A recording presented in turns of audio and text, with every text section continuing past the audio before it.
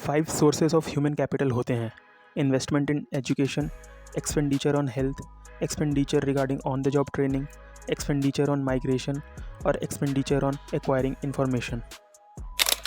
हम एजुकेशन में इसलिए इन्वेस्ट करते हैं ताकि हमारा फ्यूचर बेटर हो और फ्यूचर में इनकम ज़्यादा हो। एजुकेशन की इम्पोर्टेंस पर मैंने एक वीडियो बनाया है जिसका लिंक ऊपर फ्लैश कर रहा होगा। अगर एक इंसान हेल्दी है तो उसकी खुद की डेवलपमेंट के साथ देश की इकोनॉमी की भी डेवलपमेंट होगी। अगर कोई वर्कर बीमार है तो वो काम पर से ज़्यादा छुट्टी लेगा और उसकी प्रोडक्टिविटी भी कम होगी। हेल्थ सेक्टर में पैसे स्पेंड किए जाते हैं प्रिवेंटिव मेडिसिन पे, जैसे वैक्सीनेशन हो गया, polio, hepatitis B etcetera. Curative medicine पे मतलब कि वो दवाइयाँ जो कि बीमार होने के टाइम पर दी जाती हैं। सोशल मेडिसिन पे मतलब समाज में हेल्थ के बारे में लोगों में जागरूकता फैलाना। साफ़ पीने का पानी प्रोवाइड कराना, अच्छी सैनिटेशन फैसिलिटीज़ प्रोवाइड कराना। क्योंकि अगर एक समाज हेल्दी रहेगा तभी उस समाज में से हेल्दी वर्कर्स मिलेंगे देश की इकोनॉमी को।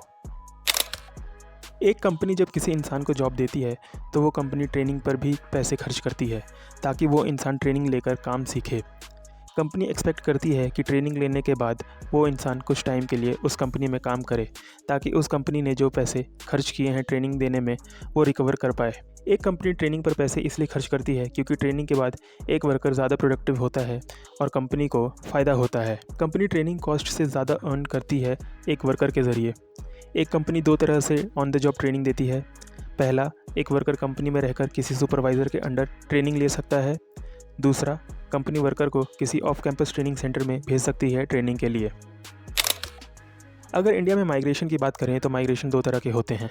पहला, लोग गांव से शहरों की तरफ आते हैं नौकरी ढूंढने के लिए, और दूसरा, लोग इंडिया से दूसरे देशों में जाते हैं बेटर जॉब अपॉर्चुनिटीज़ के लिए। अब माइग्रेशन करने में एक्सपेंसेस होते हैं जैसे ट्रैवलिंग कॉस्ट, एक नई जगह में रहने का कॉस्ट, और स्टैंडर्ड ऑफ लिविंग भी बढ़ जाता है, तो ज़्यादा पैसे खर्च होते हैं डे टू डे लाइफ्स में।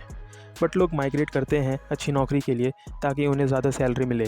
लोग माइग्रेशन पर खर्च करते हैं क्योंकि जो बढ़ी हुई सैलरी मिलती है अच्छी जॉब में वो माइग्रेशन कॉस्ट को कवर कर लेती है और लोगों की लाइफ बेटर हो जाती है। लोग इन्फॉर्मेशन के लिए भी पैसे खर्च करते हैं, सैलरीज, एजुकेशन, हेल्थ से रिलेटेड इन्फॉर्मेशन के लिए। फॉर एग्जांपल, एक कंपनी के लिए ये इन्फॉर्मेशन इंपॉर्टेंट है ताकि वो कंपनी डिसीजन ले सके कि जो उनके पास ह्यूमन कैपिटल है यानी कि एम्प्लॉयज़ हैं उन पर और कितना इन्वेस्टमेंट करना है और नए ह्यूमन कैपिटल कहाँ से और कैसे ऐड करने हैं। मार्केट में क्या सैलरी स्ट्रक्चर चल रहा है उसकी इन्फॉर्मेशन होनी चाहिए, और कौन से एजुकेशन इंस्टीट्यूट्स अच्छे हैं उसकी इन्फॉर्मेशन भी हेल्प करेगी न्यू एम्प्लॉयज़ एक्वायर करने में। फिजिकल कैपिटल के एग्जाम्पल हो गए कोई फैक्ट्री, व्हीकल एट्सेट्रा, जो कि फिजिकल थिंग्स हैं। ह्यूमन कैपिटल एक वेल एजुकेटेड एंड स्किलफुल इंसान होता है। फिजिकल कैपिटल टेंजिबल होता है जिसे हम टच कर सकते हैं और मार्केट में बेच सकते हैं। ह्यूमन कैपिटल इंटेंजिबल होता है बिकॉज स्किल्स तो एक इंसान के बॉडी और माइंड में होते हैं।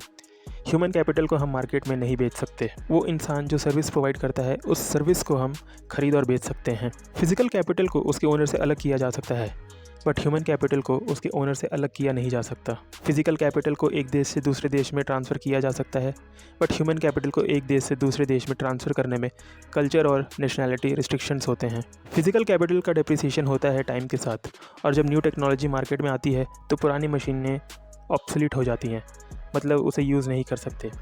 ह्यूमन कैपिटल में भी डेप्रिसिएशन होता है एज के साथ, बट अगर एजुकेशन और हेल्थ में कंटिन्यूसली इन्वेस्ट करते रहें तो ह्यूमन कैपिटल में डेप्रिसिएशन कम होगा।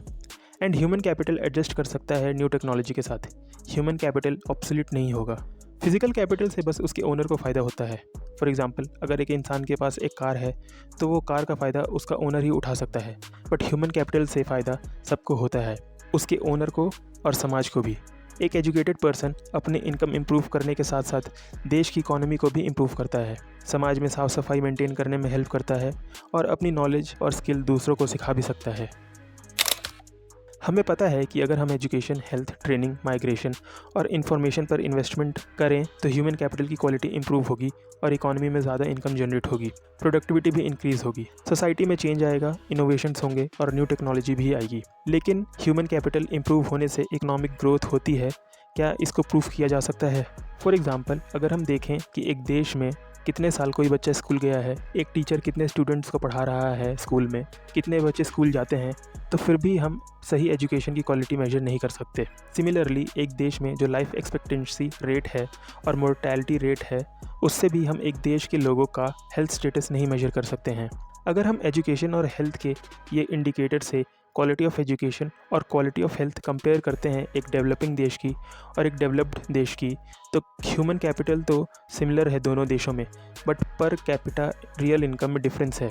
जहां डेवलप्ड कंट्रीज़ में ह्यूमन कैपिटल और पर कैपिटा रियल इनकम दोनों तेज़ी से ग्रो हुए हैं, वहीं डेवलपिंग कंट्रीज़ में ह्यूमन कैपिटल तो ग्रो हुआ है तेज़ी से, but per capita real income उतनी तेज़ी से ग्रो नहीं हुआ है।